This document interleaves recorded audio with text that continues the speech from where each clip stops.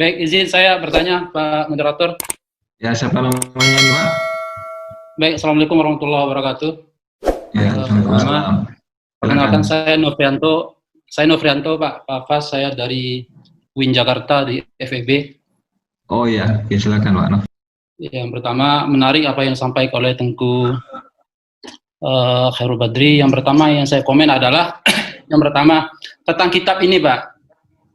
Ada yang menurut saya yang berbeda, yang menarik yang disampaikan dalam kitab yang disampaikan Abu Zahra ini.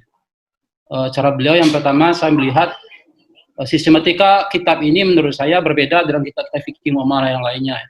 Kalau kita berbicara fikih muamalah itu kan langsung aja dia berbicara tentang al-aqad, al-bai', jual beli. Gitu. Tetapi Profesor Abu Zahra, ya rahmatullah, dalam kitab ini malah awal itu dia berbicara tentang tarikh tasyri' dulu, sejarah legislasi hukum Islam. Dia berbicara bagaimana perkembangan hukum Islam dari zaman Nabi sampai zaman-zaman sahabat ya. Nah, kira-kira apa sih sebenarnya yang ingin disampaikan oleh Abu Zahra dalam kitab sini? Kenapa dia harus memulai dalam sejarah-sejarah hukum Islam berbeda dengan kitab fikih muamalah yang lainnya? Itu yang pertama, Pak. Yang kedua adalah ada yang menurut saya yang belum tuntas disampaikan oleh Abu Zahra dalam kitab ini dalam konteks al-aqad. Dan itu sampai memancing pertanyaan kepada Bapak kawan kita dari Bone tadi tentang al-ahdu al-wa'id tadi, Pak. Sebenarnya dalam al-ahdu di sini beliau tidak tuntas menjelaskan, hanya ada beberapa kata. Kalau kita berbicara akad itu sebenarnya kan berbicara tentang al-iltizamnya, Pak. Bagaimana akad itu al-iltizam, bagaimana dia al-luzum, bagaimana nanti an-nafas dan seterusnya. Tapi sepintas beliau belum clear dalam konteks ini berbicara tentang ikatan akad tadi. Bagaimana daya luzumnya, bagaimana iltizamnya, sehingga kemudian memunculkan pertanyaan tentang perbedaan antara al-ahdu, al-wa'id, al-aqdu. Itu yang pertama.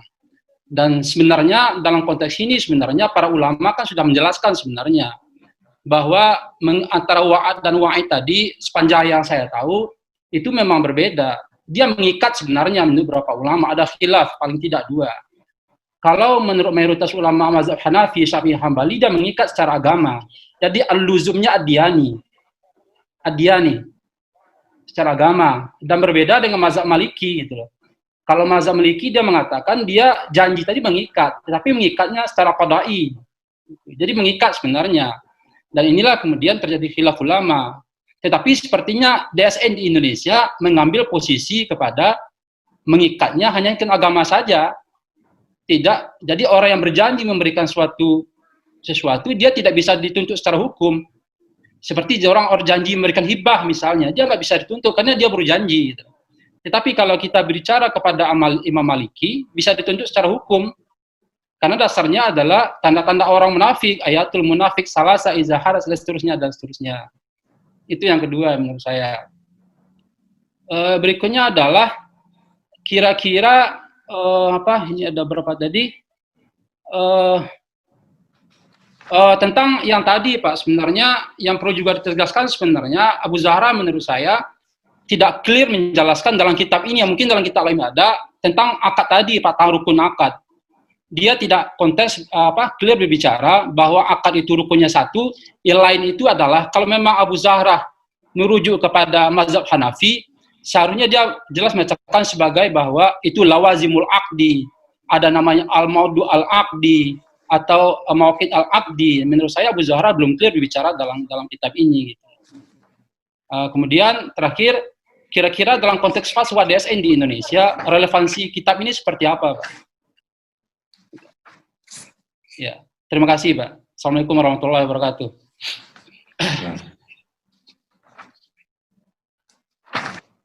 Luar biasa Pak Novrianto. Ada 3 pertanyaan di sini, mungkin tidak perlu kita buka lagi yang lain ya, mungkin kalau tidak ada pertanyaan yang lain. Silakan mungkin ya, tapi nggak apa-apa kita buka juga. Pak Novrianto melihat dari berbagai dimensi ya, beliau minta penjelasan lebih lanjut terkait dengan penyusunan kitab Al-Milkiyah wa Nazariyatul Aqad Syekh Abu Zahra ini yang tidak lazim seperti kitab-kitab yang lain ya. Kemudian tentang akad itu masih belum jelas bedanya dengan ahad, karena memang ada banyak istilah di sini, akad, ahad, ahdu wa'ad, al-wa'adu, kemudian iltizam, luzum. Nah ini semua bagaimana sebenarnya kita cari garis benang merahnya itu untuk membedakan ya dengan akad itu bagaimana. Kemudian ya rukun akad ini ya, memang beliau Hanafi, jadi cenderung mengatakan satu saja rukun akad, sudah jami' di situ sudah mani juga, tidak perlu pendetailan lebih lanjut karena sudah include ya. Nah itu apa alasan lebih lanjut yang beliau sampaikan ya. Oke, mungkin silakan kalau ada lagi yang ingin bertanya sebelum saya serahkan ke narasumber kita nih. Ya Pak Hafaz, izin Pak Hafaz. Ya. Oke, ya Ustaz Syukran Jazila, dipersilakan. Terima kasih Pak Hafaz. Assalamualaikum warahmatullahi wabarakatuh. Waalaikumsalam. Saya Syukran Jazila dari alumni SMI Fakultas Syariah Winayaran ini Ustaz. Mungkin pertanyaan saya sama dengan Pak Nofrianto, tapi lebih teknisnya begini Ustaz. Bagaimana sebenarnya jika suatu akad itu dikatakan batal atau bagaimana syarat pembatalan akad itu sendiri? Karena berangkat dari kasus kita yang terjadi sehari-hari, misalnya pihak pertama melakukan akad dengan pihak kedua, namun seiring perjalanan waktu pihak pertama tiba-tiba memutuskan akad itu atau tidak melakukan apa yang tertuang dalam perjanjian tersebut. Itu bagaimana Ustaz? Terima kasih. Assalamualaikum warahmatullahi wabarakatuh. Waalaikumsalam. Ini terkait dengan pembatalan akad. Syukran. Ya, terima kasih Pak Syukran Jazila ya, sahabat kita. Berikutnya satu lagi kalau ada. Oke, tidak ada ya, sudah cukup saya pikir karena kita juga sudah hampir mendekati pukul 11 ya. Dipersilakan Tengku Khairul Badri untuk memberikan ya, jawaban. Bismillahirrahmanirrahim. Terima kasih kepada Pak Nofrianto ya atas kritik-kritik terhadap buku Abu Zarah ya. Kita baca buku ini untuk kita lihat, untuk kritisi juga ya di mana kekurangannya kan. Tapi mungkin kita lebih ingin fokus ke substansi apa yang beliau sampaikan aja dulu ya. Ini semangat beliau menulis buku ini juga mungkin berbeda dengan semangat kita dulu. Bisa jadi buku ini memang beliau khususkan sebagai diktat mata kuliah, jadi beliau sertakan ya sejarah-sejarah fikihnya sedikit ya kan. Mungkin ya pertimbangannya itu bisa jadi, karena setahu saya itu banyak memang karya-karya yang ditulis oleh Abu Zarah. Beliau ini memang penulis awal ya, di era-era 40-an, 50-an itu karya-karya beliau ini dianggap sebagai karya-karya pertama di bidangnya. Misalnya ketika beliau menulis tentang kehidupan Imam Syafi'i, pemikiran-pemikirannya, Imam Hanafi, Maliki, Hambali, Ibnu Taimiyah, kemudian ada beberapa lagi Imam Zaidi ya. Jadi tujuan beliau ini memang dimaksudkan sebagai diktat untuk mahasiswa pasca sarjana di Al-Azhar pada tahun itu, pada waktu itu kalau saya nggak salah akhir 40-an di awal 50-an itu. Dan diakui oleh banyak ulama itu ya kan karya-karya modern yang pertama ya kan. Makanya mungkin ada ya sistematisnya mungkin ya berbeda dengan yang zaman-zaman kita sekarang ini kan ya. Saya tidak ini mungkin ya lebih ke situ. Tidak perlu saya perpanjang itu kan karena dia juga nggak tahu pastinya. Yang kedua tentang mengenai al-wa'ad ini. Makanya kan kembali kepada, menurut saya ya, kembali kepada definisi akad istilahan tadi. Makanya wa'ad, ahdun, ya, berjanji, half ya kan, janji juga, ya, itu macam nazar. Talak, apakah talak kita dianggap sebagai akad atau bukan? Talak, kita talak itu berjanji, saya akan talak misalnya, saya akan talak istri saya. Kalau misalnya kamu masuk rumah maka jatuh talak. Itu kan juga ada mengandung perjanjian itu. Ada mengandung iltizam, komitmen. Komitmen saya akan mentalak Anda kalau gini misalnya. Makanya Abu Zahrah itu di awal ketika menyampaikan tentang definisi secara istilahan, ya, beliau sebutkan memang ada para ulama yang mengatakan akad itu mencakup semua tasarruf. Semua tasarruf syar'i. Ya. Semua seperti yang dikemukakan oleh Abu Bakar Ar-Razi Al-Jassas itu ya. Kalau kita tanyakan sama Al-Jassas, wa'dun itu akad atau bukan? Akad. Tentu Ar-Razi ataupun Al-Jassas akan menjawab itu akad. Tapi mayoritas setahu saya yang saya baca-baca kayaknya wa'dun walaupun nazar nazar itu tidak dimasukkan ke dalam akad. Ya, berjanji half ya, half itu ataupun bersumpah ya, bersumpah itu juga tidak dimasukkan ke dalam akad. Ini secara makna khusus. Makanya tadi Abu Zahra mengatakan memang ulama itu ada meletakkan makna istilah umum, ada istilah khusus, dan yang paling apa ya, kebanyakan memakai istilah khusus. Oleh karena itu makanya ini coba ya pengkaji ini melihat lagi. Kita sekarang ingin menguatkan definisi akad yang khusus ini ada yang umum. Nah, jadi ini mungkin bisa intinya seperti yang Pak Nofri bilang itu, kalau memang seperti itu berarti wa'dun ini masuk ke dalam akad secara istilah umum. Menurut saya seperti itu. Tapi kalau dalam prosesnya dia tidak berdiri sendiri, wa'dun itu tidak berdiri sendiri. Dia masuk dalam jual beli, masuk dalam ijarah sewa menyewa, masuk dalam akad hibah, bisa jadi dalam akad apapun dia bisa masuk. Makanya tadi saya katakan dia masuk dalam proses akad. Saya katakan wa'dun itu masuk dalam proses akad.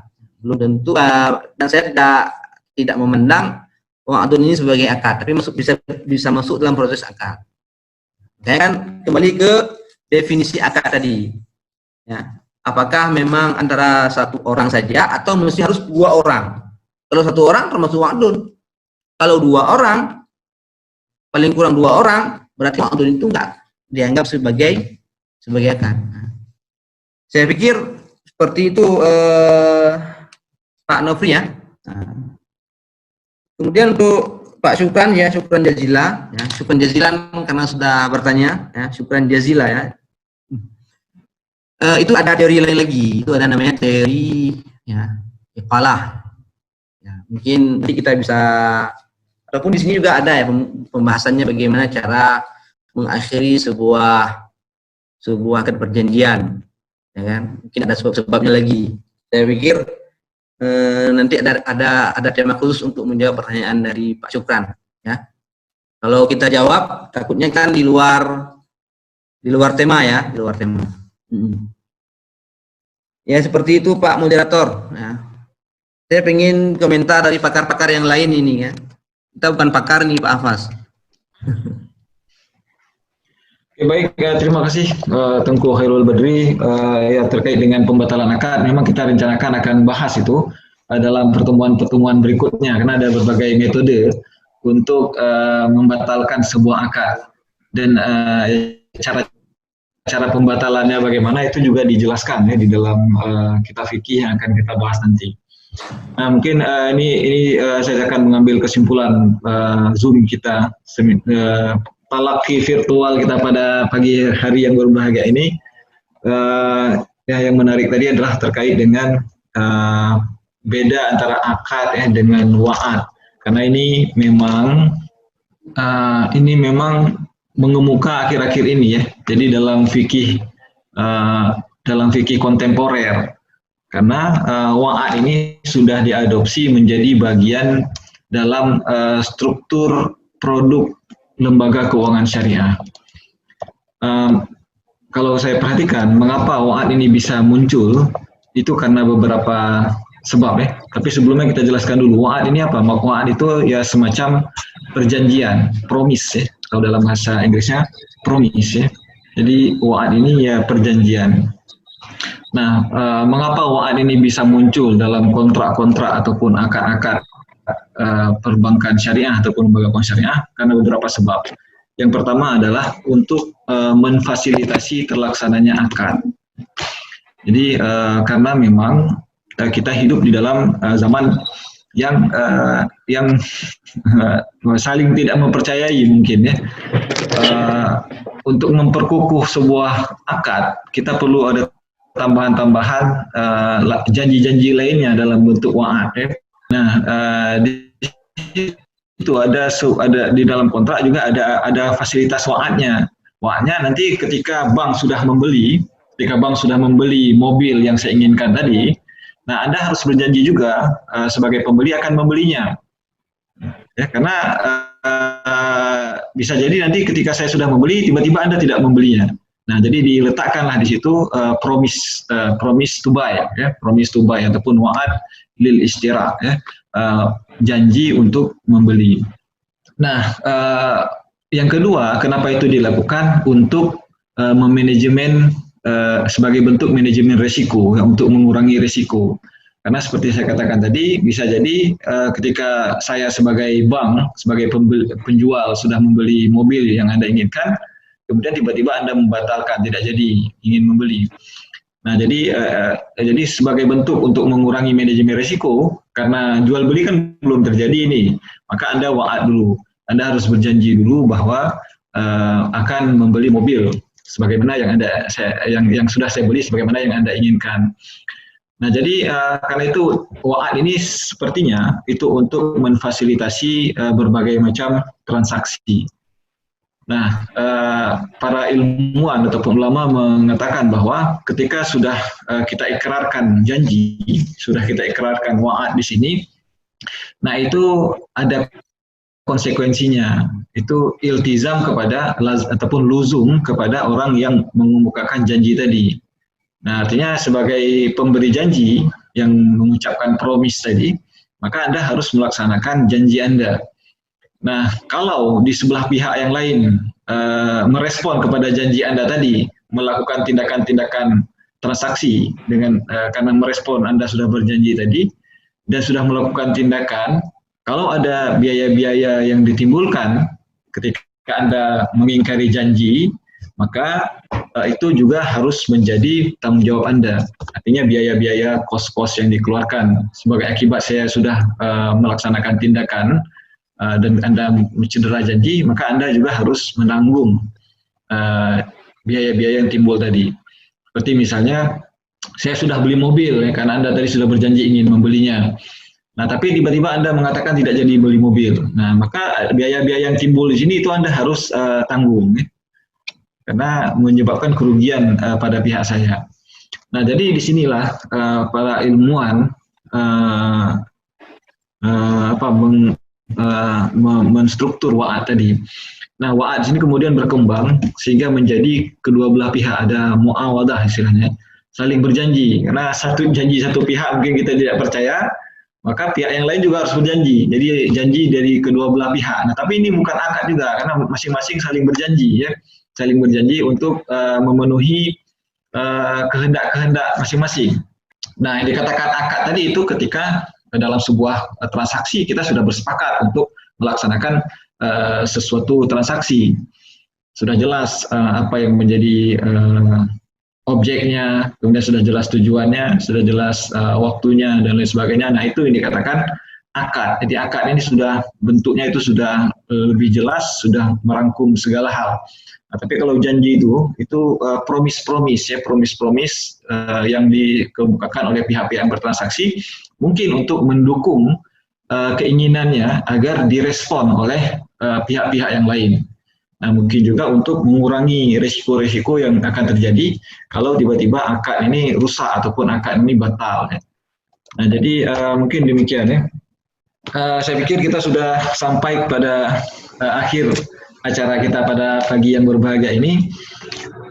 Terima kasih sekali lagi kami dari Fakultas Ekonomi dan Bisnis Islam UIN Araniri, Banda Aceh, Economics, Finance and Public Policy, UIN Araniri mengucapkan terima kasih yang sebesar-besarnya kepada narasumber kita pada hari ini, Tengku Haji Khairul Badri LCMA, yang sudah meluangkan waktunya bersama kita untuk mengkaji kitab yang ditulis oleh Abu Zahrah.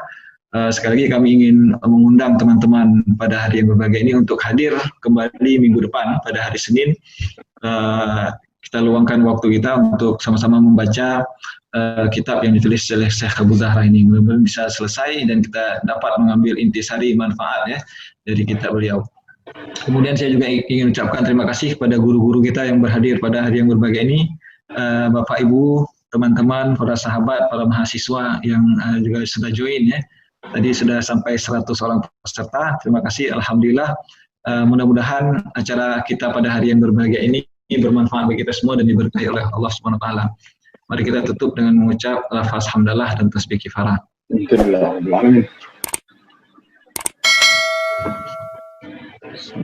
Wabillahi taufiq wal hidayah.